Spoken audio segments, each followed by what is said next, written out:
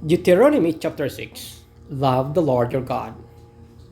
These are the commands, decrees, and laws the Lord your God directed me to teach you to observe in the land that you are crossing the Jordan to possess, so that your children and their children after them may fear the Lord your God as long as you live by keeping all his decrees and commands that I give you, and so that you may enjoy long life. Hear, Israel, and be careful to obey, so that it may go well with you, and that you may increase greatly in the land flowing with milk and honey, just as the Lord, the God of your ancestors, promised you. Hear, O Israel, the Lord our God, the Lord is one. Love the Lord your God with all your heart, and with all your soul, and with all your strength. These commandments that I gave you today to be on your hearts, impress them on your children, talk about them when you sit at home, and when you walk along the road, when you lie down and when you get up. Tie them a symbol on your hands and bind them in your foreheads. Write them on the door frames of your houses and on your gates.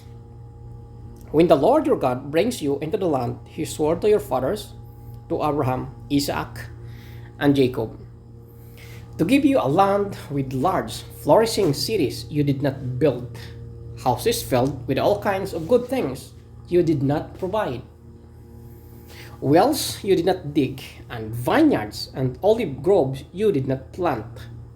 Then, when you eat and are satisfied, be careful that you do not forget the Lord who brought you out of Egypt, out of the land of slavery. Fear the Lord your God. Serve him only and take your oaths on his name. Do not follow other gods, the gods of the peoples around you, for the Lord your God who is among you, he is a jealous God,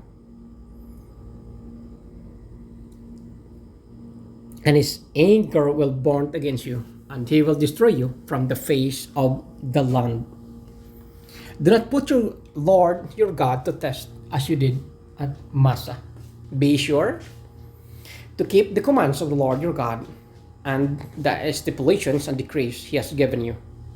Do what is right and good in the Lord's sight, so that it may go well with you and you may go in and take over the good land the Lord promised an oath to your ancestors, thrusting out all your enemies before you, as the Lord said. In the future, when your son asks you, what is the meaning of the stipulations, decrees, and laws the Lord our God has commanded you, tell him, we were slaves of Pharaoh in Egypt, but the Lord brought us out of Egypt with mighty hand. Before your eyes the Lord sent signs and wonders, great and terrible, on Egypt and Pharaoh and his whole household. But he brought us out from there to bring us in and give us the land he promised an oath to our ancestors. The Lord commanded us to obey all these decrees and to fear the Lord our God, so that we might always prosper and be kept alive, as is the case today. And if we are careful to obey all this law before the Lord our God, as he commanded us, that will be our righteousness.